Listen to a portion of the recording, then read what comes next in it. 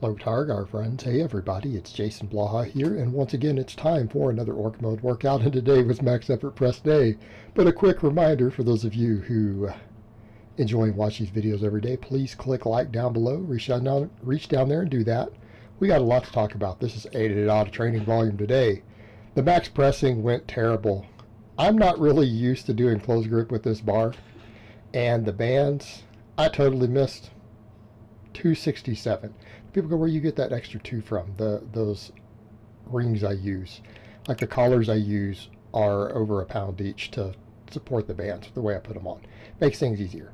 But I ended up getting the 227 and it didn't feel bad. I thought 265, 267 should be easy, and I'll probably go up from there, right? Thought no problem. And even based on the rep work coming up, I should have been able to do more than this, even if this was straight weight, not even the bands. It didn't groove right. I felt my chest give out. The eccentric, everything went bad, but I'm not going to make excuses. Those are excuses, though. That's probably something worth covering maybe in a breakfast chat. We don't make excuses. I need to get stronger, okay? If my chest felt like it gave out, even though that's a weight I should have been able to easily lift by all calculations. Oh, it's awkward. Yeah, it is awkward. It's very awkward with the bands. It's very awkward with that bar with the bands. No doubt about it. But if I was stronger, I would have blasted through that awkward spot where I missed it, wouldn't I? If my chest was stronger, I would have gotten it. So we don't make excuses. We own the misses. And you guys know that. You guys know how I feel about guys claiming, well, I got out of my groove. No, you need to get stronger then. Because if you were stronger through that groove, you'd have made it. And the same applies to me. I'm not going to be hypocritical there. I need to get stronger.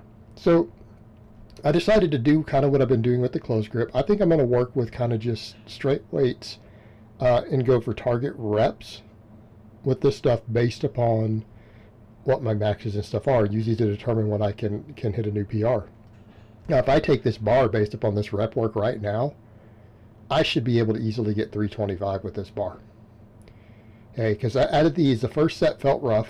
I had to get in my groove again. Again, it's the case of me not being used to this bar. Aha, so we can fix that. I only got 9, but then I got 10, and then I got 10 again, and then I got 9 and 9, and they were grinders at the end. So when I stopped at the 9s, those are limit sets. So in other words, 10 reps is probably about my max with this bar. Well, if you run the math on that, that's at least 320 for a max, for a person who maxes regularly. So the thing is that I thought was interesting with this bar, I felt nothing in my shoulders. Now, it was all pectoral on those heavy singles. I felt a bit of tricep, a lot of chest, bit of tricep, particularly the medial head, but more chest than anything, even close gripping this for the rep work. I didn't feel anything in my shoulders. In fact, the end of this workout today, I can honestly say I feel nothing in my shoulders. There was some crackling during one of the lifts, but then it felt really good after. I don't have any shoulder pain, no inflammation at all. We're on the right track. I think I need to be using more of this bar. Yes, this bar is hard for me. Yes, it's awkward for me. It's all the more reason to use it. But the interesting thing, it doesn't bother my chest. And I'm over here almost debating, do I want to consider messing with reverse grip and alternating something like reverse grip with this bar? It's just so easy on my shoulders. A lot of my accessory work I'm doing will support the reverse grip. But I think that if I get real strong at this bar, my straight bar will go up too. Doesn't mean I'm going to completely rotate out the straight bar. But it's also worth considering. And I thought about the reverse grip. And I decided, maybe not. But I might do it. I'm going to need to think on it further.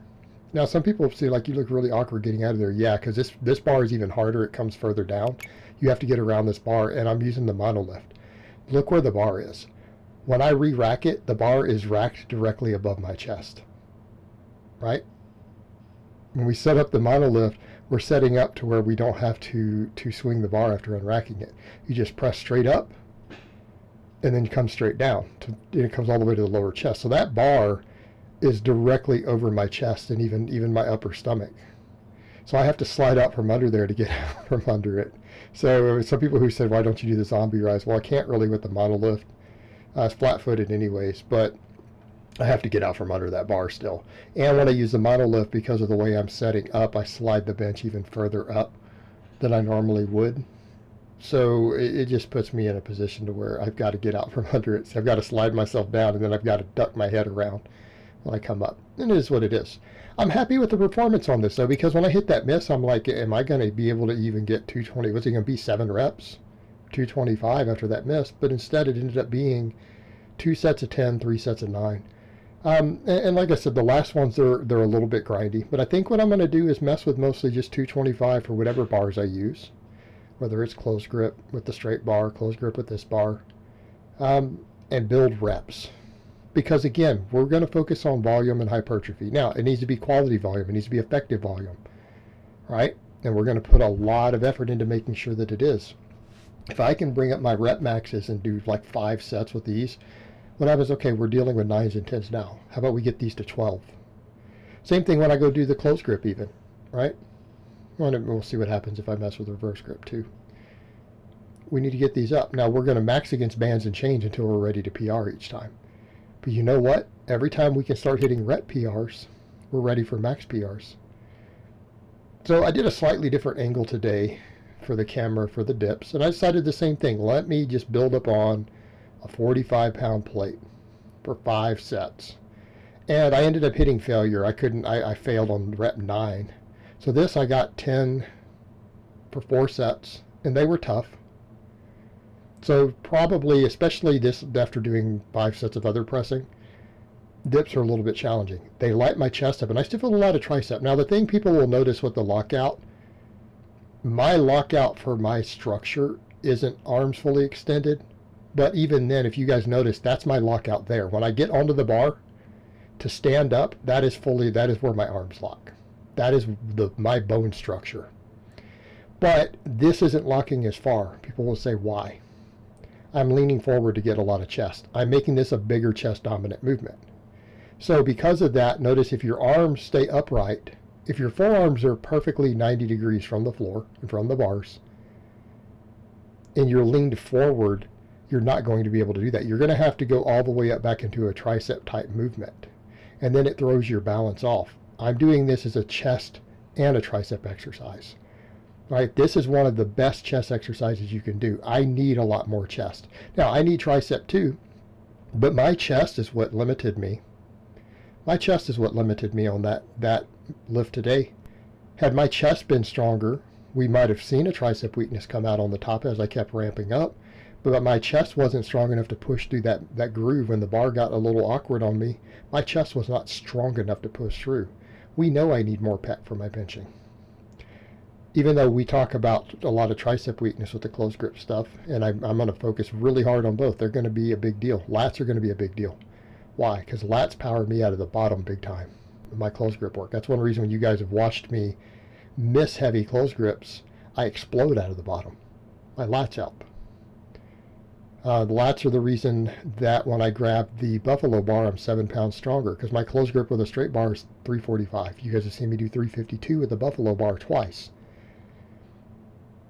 But I can't do 350 with the straight bar yet, because it puts me in a position to where my lats push against my arms harder. So we're going to keep growing those lats. We know they're an advantage. Tons and tons and tons of lat work, because I need it also for my deadlifts. But we're going to do a lot of triceps. We're going to do a lot of triceps. So that was 10 total sets of chest presses that have a tricep, a fair amount of tricep in them. We used the football bar for close grip. We used 5 sets of weighted dips, roughly 10 reps. It was all 9 to 10 for both. That's 10 total sets for my chest. Okay, that's a lot.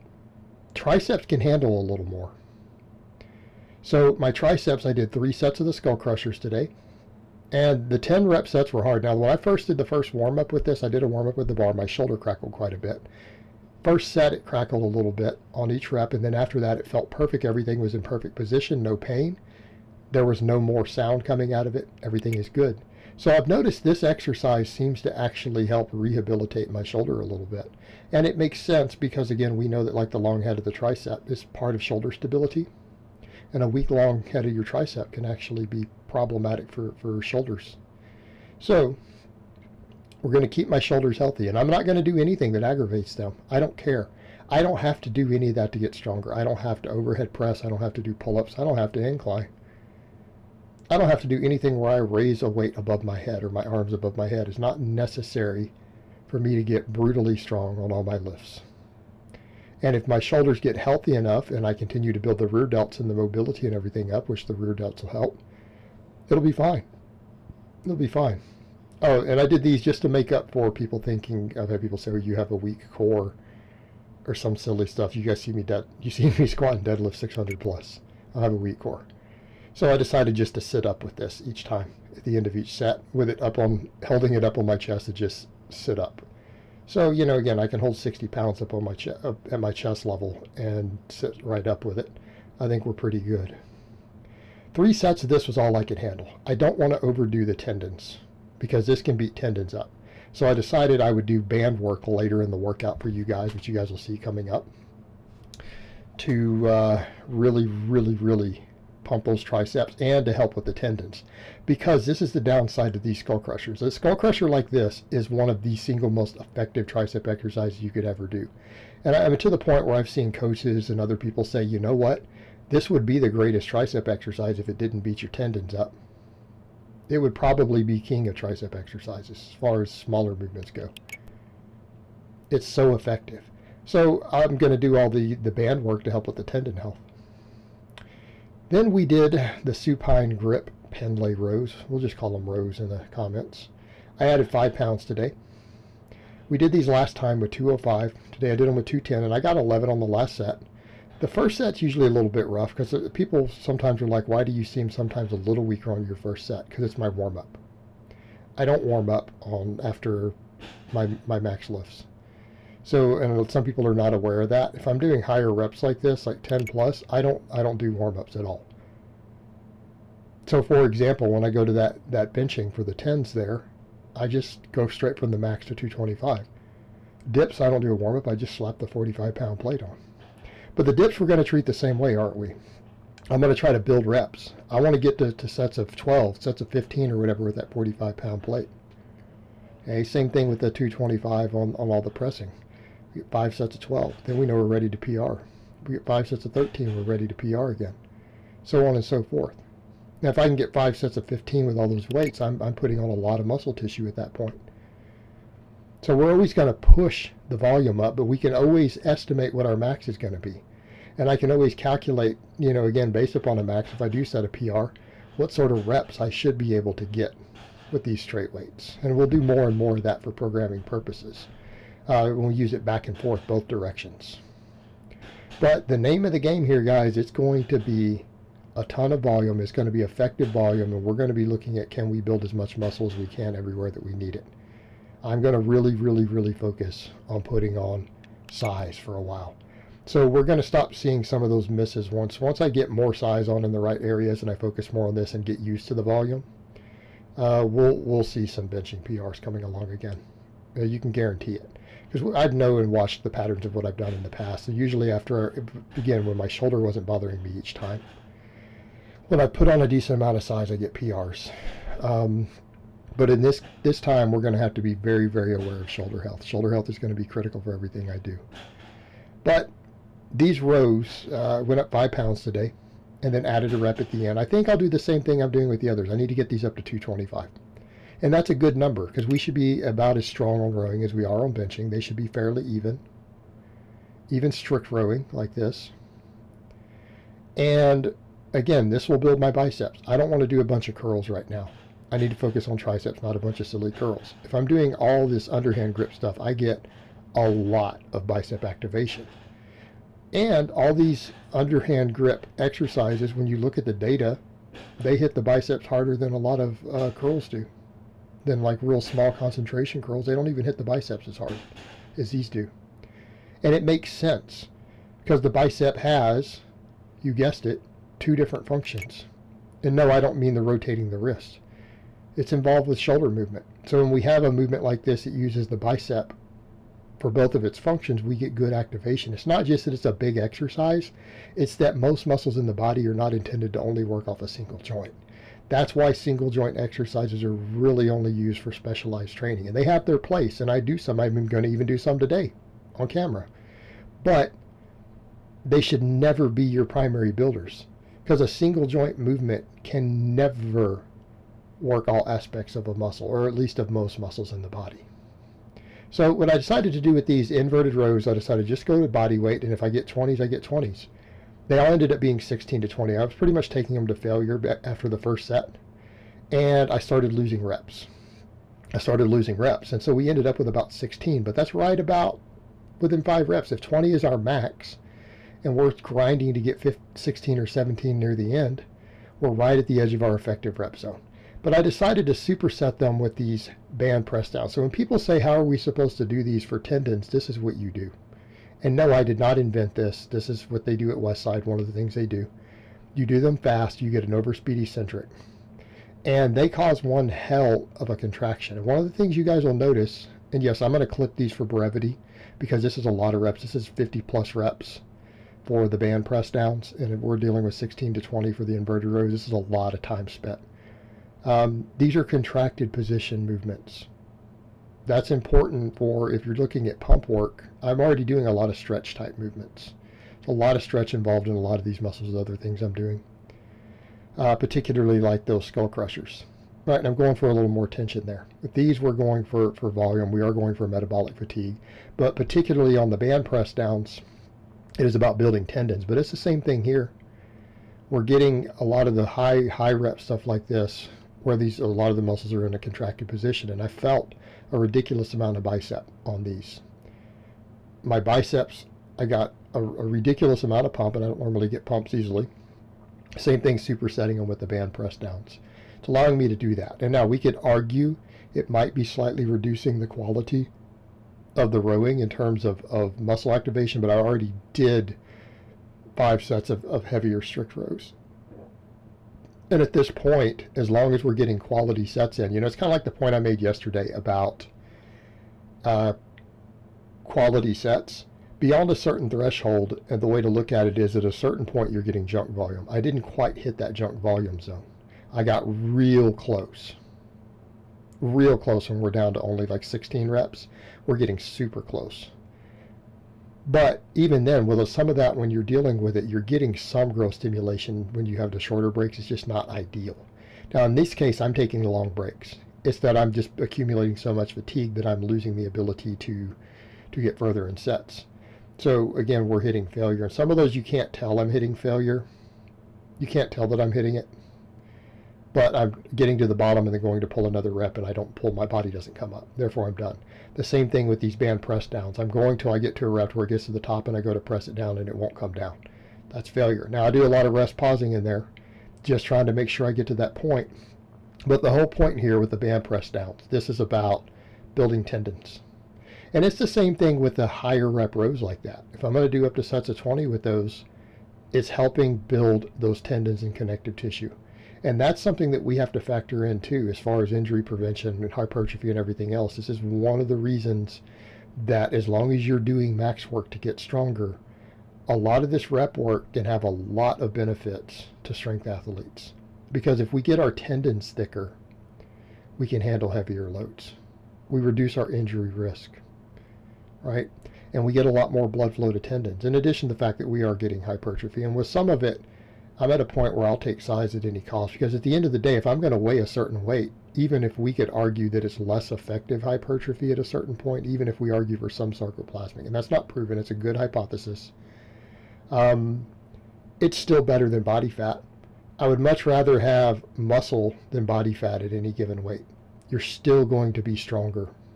You're still going to be stronger as a result. And so that is going to be my game plan. I'm going to just get as jacked as possible for a while. We've run all these different phases. I've run a lot of the heavier work. I've done the volume training, all mixed with the maxes and with speed work. I've gotten my strongest on lifts when I'm doing up to 20 rep sets and maxing out frequently. That's what happened with my deadlift floor. Look what happened when I first hit the 615 deadlift. That was after a phase of doing only max deadlifts, spread out, and doing up to 20 rep sets on all the supplemental lifts. It built over a 600-pound deadlift for me. Okay? We just need to get thick. And at the end of the day, if I'm thicker, it's easier to diet down if I need to. If I say, hey, okay, I need to trim down to make weight. If I've built an enormous work capacity and I've kept myself cardiovascularly fit, it's pretty damn easy to drop body weight. It's pretty easy. So we're going to focus very, very heavy on maximizing body composition. Now, some of these people are like, why are you crawling under the bar that way? Because it's quicker than me sliding out the other way and then walking around. I wanted to get the time as short as possible on these, because this is going to be really long videos of me doing this.